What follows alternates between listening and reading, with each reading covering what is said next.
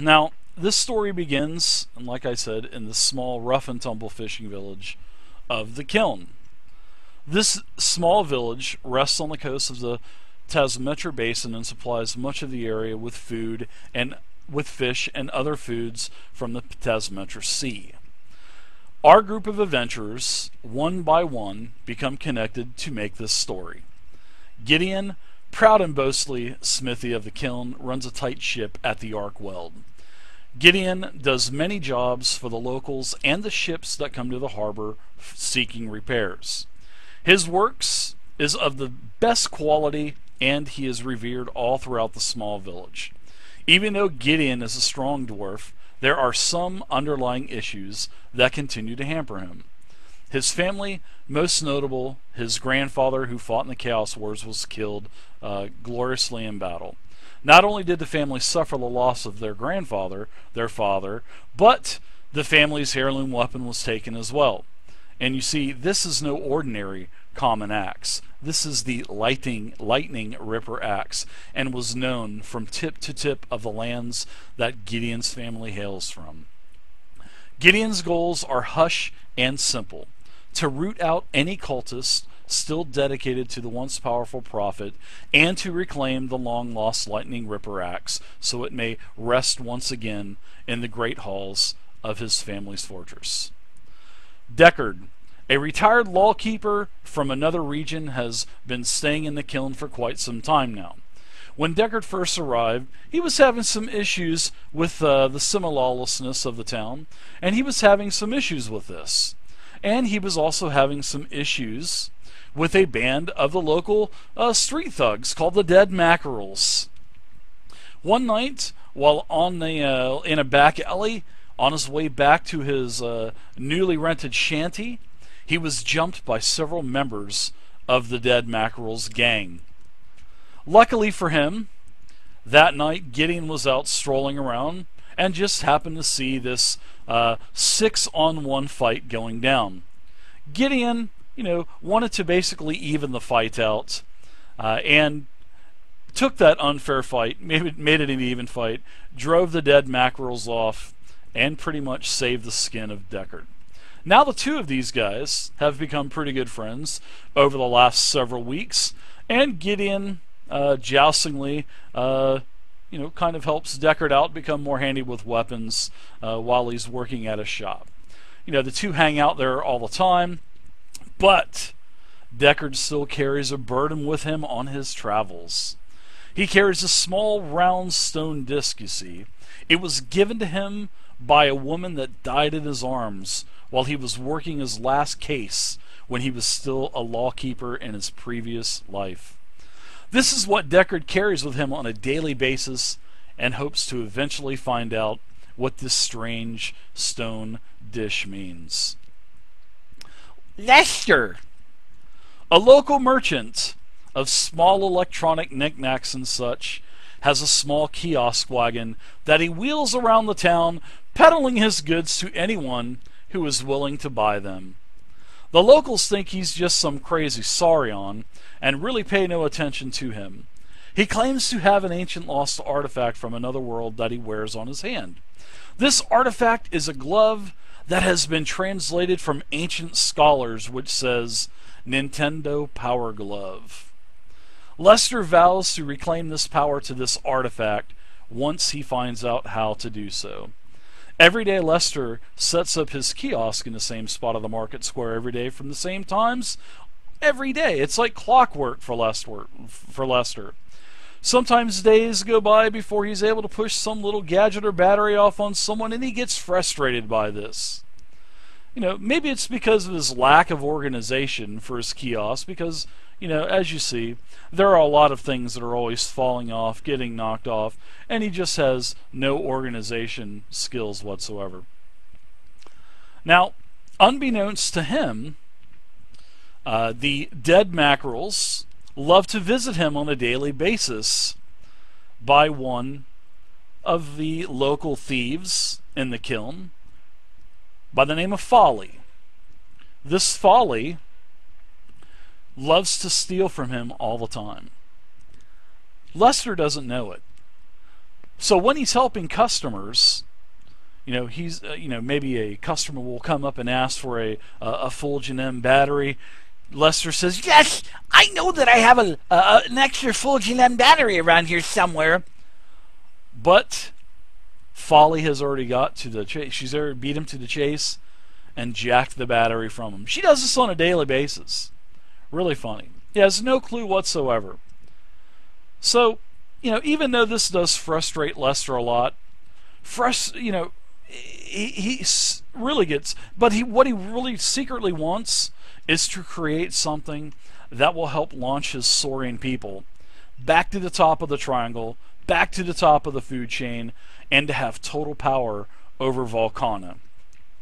He swears his Nintendo Power Glove artifact will be the weight that tips the scale for the Saurian race. Oh yeah, he also loves to continue to look for tiny widgets and gadgets on a daily basis so Folly can steal them.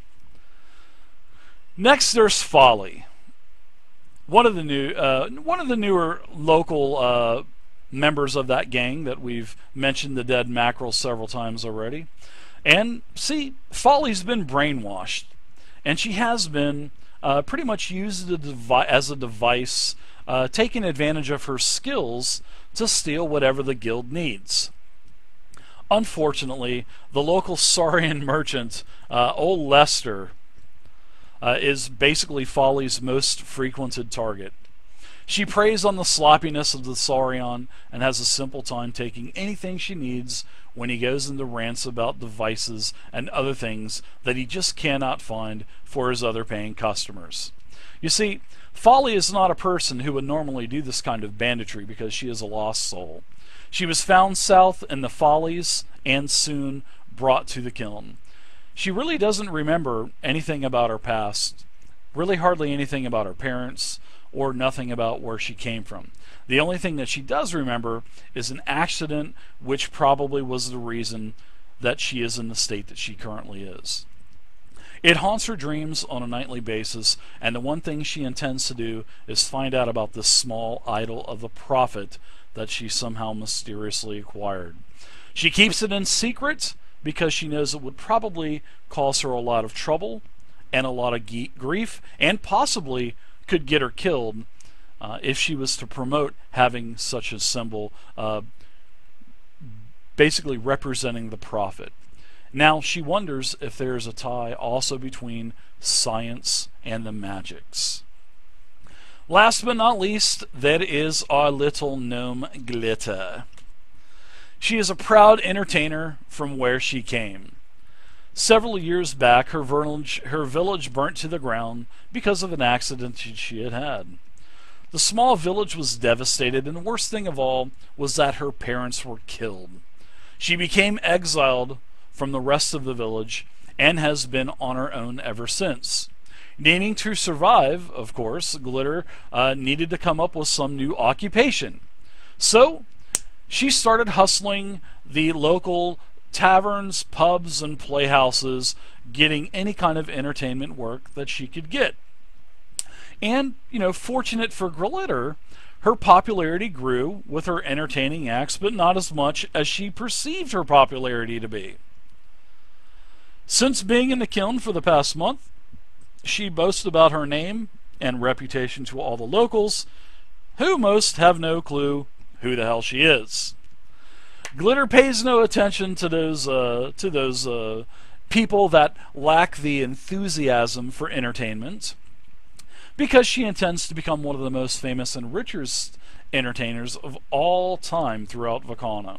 She plans to one day go back to her village that, yes, she did burn down and kill about 50% of the village, and that same village that she was exiled from, to rebuild it with her massive piles of silver and gold. So you ask yourself, how in the hell did all 5 of these individuals become attached to one another? Well, it's pretty simple. It all started with Folly. She was continually stealing from Lester's kiosk in the town square. Whether it was Fulgen M batteries or other small gadgets, little beknownst to her, across the street at the Arc Weld, both Gideon and Deckard would watch her on a daily basis steal things. Sometimes one of the other dead mackerels would, pose as a potential customer, and Folly would sneak up and steal batteries or other gadgets and gadgets. But after several weeks, both Deckard and Gideon pretty much had enough, and seeing that Deckard was the old lawkeeper in his previous life, wanted to confront Folly. Now, after getting with both Lester and pulling Folly aside, the four of them discussed what to do with this poor girl. After conversations, they basically came up with the assumption that this girl really is not in the right state of mind. So they wanted to basically take a chance to help her, risk their own lives, and possibly get her freed from, that horrible group, the dead mackerels, that basically are running the show here in the kiln. So, as the four kind of contemplate, Folly was really, I want to say, against this altogether, because the kiln had become her new home, and the dead mackerels took her in. But with a lot of persuading and from Deckard, Gideon, and Lester, and especially with Lester's heart of gold of a Saurian, because in all actuality, he wants to enslave her down the line when he gets supreme power with his Nintendo Power Glove. He decides to, basically, Folly decides to help overthrow the dead mackerels. So when they're all risking their lives now, and one piece was missing, the distraction. So this was what was hampering the whole plan in the first place. Then on one afternoon, the four knew that they had the final key helping Folly. There was a small gnome that was performing a self-made play with acting, musics, instruments, puppets, and costumes, and all four of them knew and watched that this gnome was going to be the final key to the plan to overthrow the dead mackerels. So now, as they put their plan together, they plan for several days. They confront the dead mackerels, the guild hall that they have. They take everyone out. Folly was basically freed, called a traitor as she, plunged her weapon into the gut of the leader of the dead mackerels, which his name was Fishy, by the way. And he slides off the end of her blade. Now, Folly is free. So now, as everybody is looking through the carnage, the death, the vault opens, and of course, Lester, being one with gadgets and trinkets and whatnot, finds a small cube that is etched with runes and other symbols and ciphers. He takes the cube without anyone really noticing it and puts it into his bag. And that is how all of our adventurers had met. Now it's been several years that this has happened. The adventuring group pretty much hangs out at Gideon's smithy. The smithy's been modified, had some other living quarters put onto it. He's done pretty well with himself to where he's been able to buy out several of the other lots beside him, and now he sort of has you guys have sort of like a guild hall / smithy / whatever else you want to call in the kiln. But, work, especially in the last month or so in the kiln, has been really slow.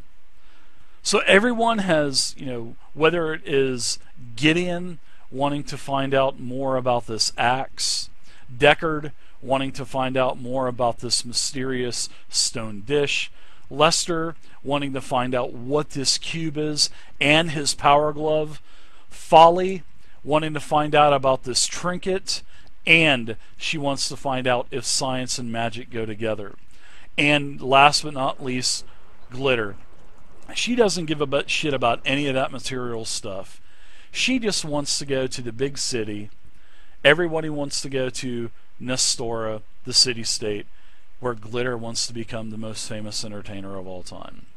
So, in the end, our adventurers pack ship in the kiln, and they head out towards the city-state of Nestora. Sweet. What level are we now, Dave? You're level 2. Congratulations. Oh, I thought for sure that would be another level. So sorry about that long drawn out story, but I figured that would be pretty cool to do. Yeah, that's cool. You get it all meshed together very well. Yeah, good job, Dave. I'm sorry, Dave. My mic was out. My headset was out. Could you do that again? Sure. It'll be on YouTube. Oh, okay. All right. Got it. All right. So all of you guys have pretty much been on the road for several weeks. Now, let's go back to the. You guys want to go back to the map again of basically Nestora? Well, of the world of Valkana. I'll pull the map out again. It's still up. Okay. Now, as you guys, you guys have a pretty long journey to Nestora. None of you have never been to the city-state Nestora. Several of you have been to Kairos, but nobody's really been to Nestora. But you know Nestora as being like, this is where you want to go to find out anything about Valkana. It has the largest selection of libraries, the most intelligent, scholars and mage towers and all this other stuff. So Nestora is definitely where you guys are going. And, it's going to take you several, it's probably going to take you about, I would say, 3 weeks to a month to get there. Well, that was my question, Dave. Why wouldn't we take a boat ride? Is there any boat rides to Nestora? It looks like it's... Well, you've already been traveling for several weeks. Oh, are we ground traveling, or are we? Yeah, oh yeah, you guys are ground traveling. Sure, absolutely. That's exactly what you guys are doing. So we did the cheap route, right? We didn't want to spend the money to... Oh yeah, because you all did the super cheap route. Yeah, you guys did the super cheap route because all of you guys, back in the kiln, like I was saying, money is getting really tight there. You've already killed everything. It's sort of like Major Payne in the movie Major Payne. Major Payne, you have to retire. There's no one left to kill. So you guys have basically, made Kiln a pretty reputable port now. And, there's just no work. So that's why you guys wanted to venture out to the north. Plus you guys have your own little secrets and agendas on the side too. Alright, so we'll be leaving from the kiln, or we have left from the kiln? Oh yeah, you guys have already left, several weeks ago, and you've already had several adventures. There was even a job that you had taken for room and board in Malrath Village as you actually started, and of course that was actually a pretty much a cakewalk. Who would have ever thought that in this village the cyborg janitor would actually put people on its list of things to clean. So you guys were able to get that all situated. And plus you have another people one. Need cleaning. Yeah, exactly. This symbol that Lester wants. Well, Lester has. He's definitely making it known that he wants to get the Nestora, and he claims it's for his power glove. So, you guys are going to be heading to an area. You're going to be probably about another week or so out. You guys are headed towards the Pegasus Roadhouse Inn. The Pegasus Roadhouse Inn. Now, of this small community, and I'll tell you why you're heading to the Pegasus Roadhouse Inn. Now, one of your last stops, the locals made up, threw an incredible party in your honor. You had, when you guys actually got all this cyborg janitor mess, cleaned up and whatnot, they threw a huge party for you. So you guys got to meet someone that is actually pretty popular. His name is Gerlach. All right, you got to meet a Gerlach. He's got several nicknames. He's called Gerlach, aka Uncle Beer, aka the Beer Baron, aka a bunch of other colorful nicknames that you guys really don't remember what the hell he was called. But what you do remember is he had this all of this ale on this beautiful 6-cart train that he was driving. Lots of different beers. And this is what he does. He drives around to different towns, brewing beer, selling beer in different towns and whatnot. So he's a pretty big name. And you can actually say that you were introduced and you know him. So now you guys have been partying with Gerlach all night long, sampling all of his great beers. He's got the Gerlach's Brown Special Reserve that you tasted. Loved it. So as you guys are partying with, Uncle Beer or Gerlach, he mentions at one point, because you guys were making small chit-chat, talking about how you guys are going to the city-state of Nestora. And he boasts, "Oh, Nestora! That's a fine establishment. You need to visit the city-state. And if you're happen to travel in that way, you need to check out the Pegasus Roadhouse. It's on the way. It's on one of the roads. I believe it's the I think it's the trade road, isn't it? The Pegasus Road. I don't like this map is like too dark. I think it's the Pegasus Road, yeah. And the Pegasus Road goes all the way to Nestora. And Uncle Gerlach, Uncle Beer Gerlach, he tells you of all these scholars, and you mentioned about your glove. You mentioned that you want to be an entertainer, and Gerlach says, hell, with enough beer in someone, you could become the most famous entertainer of all time. Everybody kind of takes to Gerlach a little bit, and you guys actually start to admire him. And are we traveling with him? No, you're just in this small village. Oh, okay. It's called so we've been there, but there a couple of days. Yeah, you've been there about a day and a half, 2 days. Malrath Village, and this is where you met old Uncle Gerlach. And he tells you that on your way, stop at the Pegasus Roadhouse. It is the pride and joy of the Nestoran commerce nexus. And if you stop there at the Pegasus Roadhouse, make sure that you stop in and say hi to one of my old friends, Winifred. She's the bar manager, and just tell her that Gerlach sent you, and she'll hook you up. Basically hook you up with a bunch of beer. Now, her name is Winifred. Winifred, Winifred. She's the bar manager. And for you, my Saurian friend, as he puts up his ale and clashes it with you again, my friend, you should probably seek someone specialized in odd magical gadgets in Nestora. I know one of these scholars by chance. If you want to find out what this glove has to offer, seek Farkaya, Farkaya. Seek Farkaya, and she could probably tell you what this sphere is all about, what this big mystery is.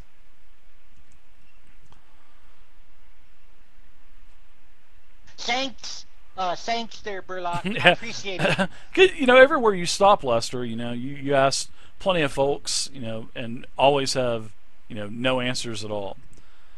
And, basically old Uncle Gerlach pretty much goes in to tell you that she's probably the best hope of finding something out about your glove and anything else that you may have in your possession, aka cube. The cube. Exactly, yeah. So this evening, as you guys cross into the buildings of Nestora, you guys bid farewell from Gerlach and tell them that you're going to check out the Pegasus Roadhouse. Well, hopefully you check out the Pegasus Roadhouse. You go back on the road for several more days, and now you're crossing into the holdings of the Nestora region, and you are along the Fantangle Trade Road, and then in the distance you can see the single bronze spike that signifies the Pegasus pointing skyward. Torchlight reflecting on the polished surface, you can see that the beacon is a very safe haven to the weary. Now, you remember Gerlach's recommendation, don't you? Remember, he promised free beer. and Yep, thus talk to Winifred. you guys head in the way of the Pegasus Roadhouse Inn. So I'm going to tell you a little bit, and Uncle Gerlach, we're just going to call him Uncle Gerlach, he would probably tell you a little story about the Roadhouse. You see, laddies, the Pegasus has been, since time immemorial, a place of community and hospitality. According to the local legends, the three-story building has stood since before the Chaos Wars, and it has always been used as a tavern, restaurant, or other gathering place. You see, ancient magic still hold after centuries, and he kind of looks over at Lester and following kind of winks. There are many ancient magics, powering the devices that make it ideal for this purpose. Now listen to this. Cold boxes, where do you get cold beer around here? You don't. But the magics inside of the Pegasus Roadhouse make it happen.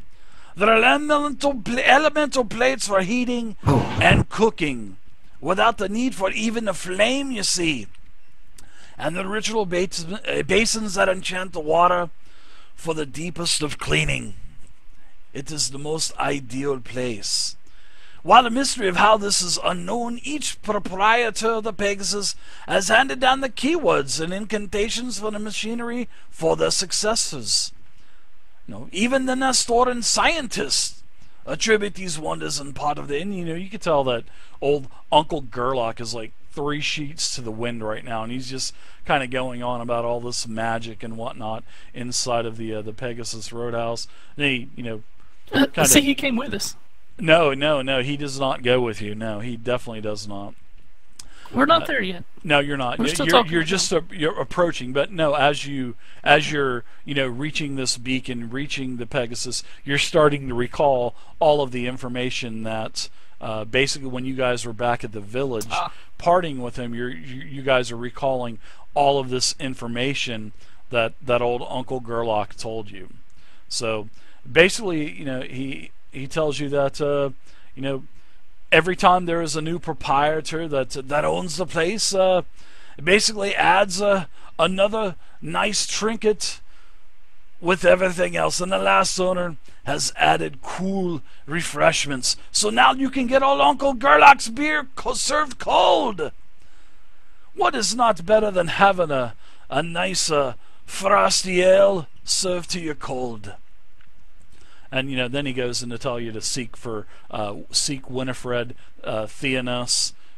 She's pretty much the next noble, the next noble that basically inherited the family legacy of the Pegasus Roadhouse Inn. And she basically goes into telling you that she runs the place with the help of her husband also, and his name is Tain, T-A-I-N. All right, so you guys are in the presence of. You guys are at the crossroads. Crossroads, I want to point out to everybody.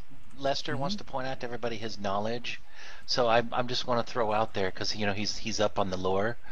So I want to tell everybody that, hey everybody, you know that Nestora is actually named from 2 things: aura, which is an old Sauron word for gold, and nest, meaning place where you, and so it's basically means it's a giant gold nest. So I just thought I'd point that out to you guys, that the Saurons came up with that, and that's still the greatest word, the most powerful. So there's that and stuff. Oh, like purple. Okay. Very good to know. Okay. Yeah, get used to Folly doing stuff like that. Love it. She's basically a walking stroke victim. That's right. Like purple. Wow. So as you guys can see the scene in front of you, this is what the Pegasus Roadhouse Inn looks like as you approach.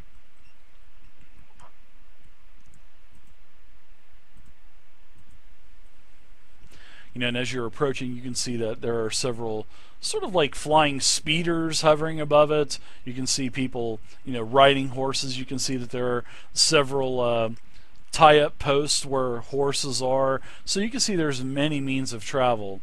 Unfortunately, you guys have been hoofing it.